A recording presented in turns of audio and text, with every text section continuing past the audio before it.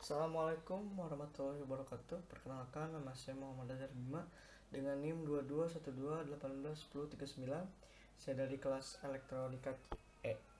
Di sini saya akan menerangkan kembali tentang wireless technology. Wireless technology adalah teknologi tanpa kabel. Dalam hal ini adalah melakukan hubungan telekomunikasi dengan menggunakan gelombang elektromagnetik sebagai pengganti kabel. Saat ini, teknologi wireless berkembang dengan pesat. Secara kasat mata dapat dilihat dengan semakin banyaknya pemakaian telepon seluler. Selain itu, berkembang pula teknologi wireless yang digunakan untuk akses internet. Wireless LAN merupakan menggunakan gelombang elektromagnetik, radio, dan inframerah untuk melakukan komunikasi data, menyalurkan data dari satu poin ke poin yang lain tanpa melalui fasilitas fisik. Selanjutnya, mengapa sih masyarakat sekarang menggunakan wireless? Yang pertama itu tidak perlu kabel atau tidak ribet. Yang kedua, dapat dipakai di berbagai perangkat mobile dan elektronik. 3. Memiliki kecepatan transfer data yang konsisten. Dan keempat, lebih praktis untuk pemakaiannya. Ada pula kekurangan teknologi wireless tersebut. Yang pertama, biaya yang cukup mahal. Dan yang kedua, musuh utama bagi wireless ini merupakan cuaca buruk sebagai musuh teknologi wireless yang mengganggu sinyal dari wireless tersebut. Selanjutnya ada jenis-jenis jaringan wireless. 1. Wireless Personal Area Network atau WPAN. Teknologi WPAN kemungkinan pemakai untuk membangun komunikasi nirkabel secara dadakan atau mode ad hoc. Perangkat-perangkat seperti PDA, telepon seluler, atau laptop yang berada dalam ruangan kegiatan si pemakai dapat dihubungkan secara nirkabel. Wilayah yang dijangkau oleh WPAN dapat mencapai 10 meter. WPAN yang saat ini terkenal adalah Bluetooth dan cahaya inframerah.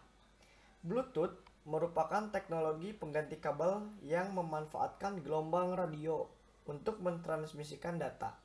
Data dari Bluetooth dapat ditransfer menembus dinding, dompet, dan koper. Yang kedua, ada Wireless Local Area Network atau WLAN. WLAN, Wireless Location Area Network, kemungkinan dapat memungkinkan para pemakai untuk membangun koneksi dalam lingkungannya sendiri. Misalnya dalam satu bangunan, perusahaan atau gedung, kampus, atau di ruang publik seperti bandara. 3. Wireless Metropolitan Area Network atau WMAN disingkat.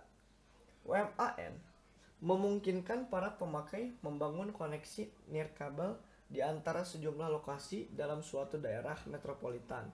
Misalnya di antara sejumlah gedung perkantoran yang berada dalam suatu kota atau pada kampus universitas. Keunggulan teknologi WMAN adalah pengguna tidak perlu mengeluarkan anggaran untuk pengabelan. Yang keempat ada Wireless Wide Area Network atau WWAN. Teknologi WWAN memungkinkan para pemakai untuk membangun koneksi nirkabel terhadap jaringan pribadi atau jaringan publik dari jarak jauh. Koneksi tersebut dapat berlangsung di daerah yang sangat luas seperti kota atau negara. Biasanya, para penyedia layanan nirkabel memanfaatkan sejumlah antena yang ditempatkan di beberapa tempat, serta memakai pula sistem satelit. Ya, menggunakan satelit ini di WWAN. Penggunaan teknologi WWAN yang sudah diterapkan di Indonesia adalah sistem generasi kedua, 2G. Sistem ini dipakai pada teknologi GSM, Global System for Mobile Communication.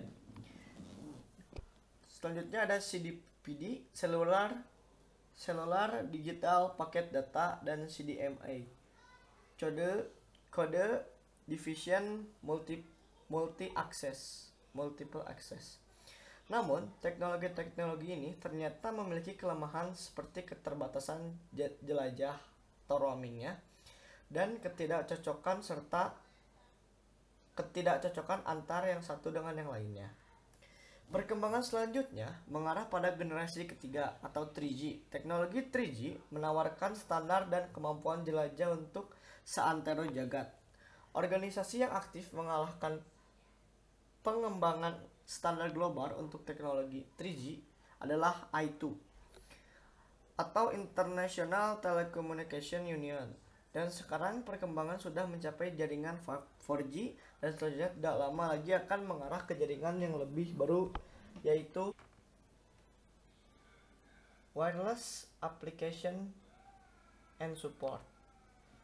WAP atau singkatan dari Wireless Application Protocol adalah suatu protokol aplikasi yang didesain sehingga memungkinkan informasi di internet dapat diakses oleh perangkat wireless seperti ponsel, PDA, pager, dan perangkat wireless lainnya. Aplikasi WAP, Wireless Application Protocol atau WAP. Ya, seperti ini pengaplikasiannya, dari web server ke HTML or XML menjadi difilter, terus ML, memproxy. Setelah itu ke tiang ini, terus wireless access protocol, dan sampailah ke pesawat telepon. Akses internet melalui sebuah telepon seluler telah membentuk suatu komunitas baru, yaitu para pengguna wireless internet akses melalui telepon seluler yang memiliki karakteristik yang berbeda dengan komunitas pengguna internet pada umumnya. Beberapa karakteristik dan penggunaan teknologinya.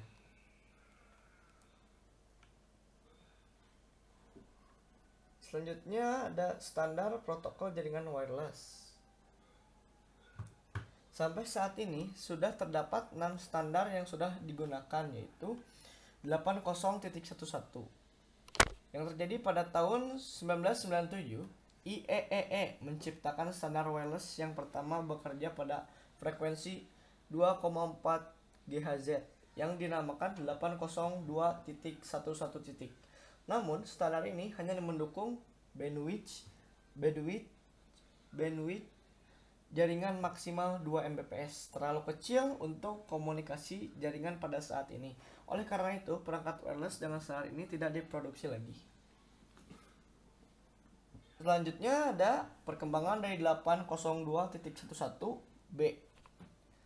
IEEE menciptakan standar lanjutan yang dinamakan 802.11b pada tahun 1999, mendukung bandwidth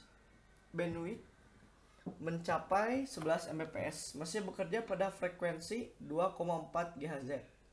Vendor perangkat elektronik pada umumnya lebih memilih menggunakan frekuensi ini dikarenakan dapat menekan biaya produksi, yang berarti lebih murah atau lebih hemat biaya. Seperti yang diketahui, frekuensi 2,4 GHz merupakan frekuensi radio yang tidak diatur sehingga dapat menimbulkan gangguan dari perangkat elektronik lainnya seperti microwave, televisi, dan perangkat lainnya yang menggunakan frekuensi 2,4 GHz. Namun, hal tersebut dapat dihindari dengan mengatur jarak antar perangkat elektronik sehingga dapat menimbulkan gangguan atau interferensi. Router yang hanya menggunakan standar 802.11b ini juga sudah tidak diproduksi lagi. Namun, beberapa router baru masih mendukung standar ini. Standar ini secara teoris mendukung bandwidth data mencapai 11 Mbps dan jangkauan sinyal mencapai sekitar 150 kaki atau kurang lebih 45 meter. Selanjutnya ada 802.11a. Saat standar 802.11b telah dikembangkan, IEEE membuat ekstensi untuk standar 802.11 yang dinamakan 802.11a. Standar ini diciptakan pada saat yang bersamaan dengan standar 802.11b. Standar ini sudah mendukung bandwidth data mencapai 50 Mbps.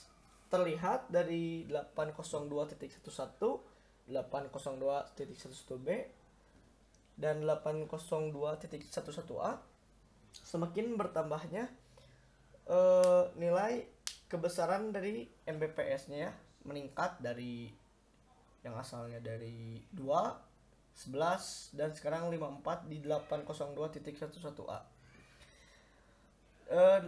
802.11a ini menggunakan frekuensi 5 GHz, dan semakin tinggi frekuensi maka semakin pendek jangkauan sinyal, dikarenakan berjalan pada frekuensi yang berbeda dengan standar 802.11b.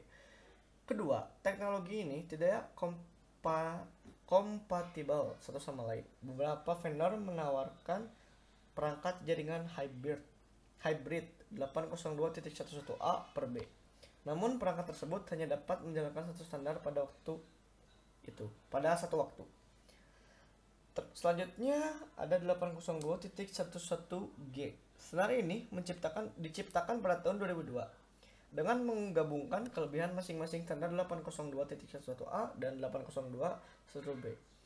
Standar ini mendukung bandwidth 54 Mbps dan menggunakan frekuensi 2,4 GHz yang berarti memiliki jangkauan sinyal yang luas. Perangkat dengan network adapter yang mengadopsi standar ini juga kompatibel dengan standar 802.11b.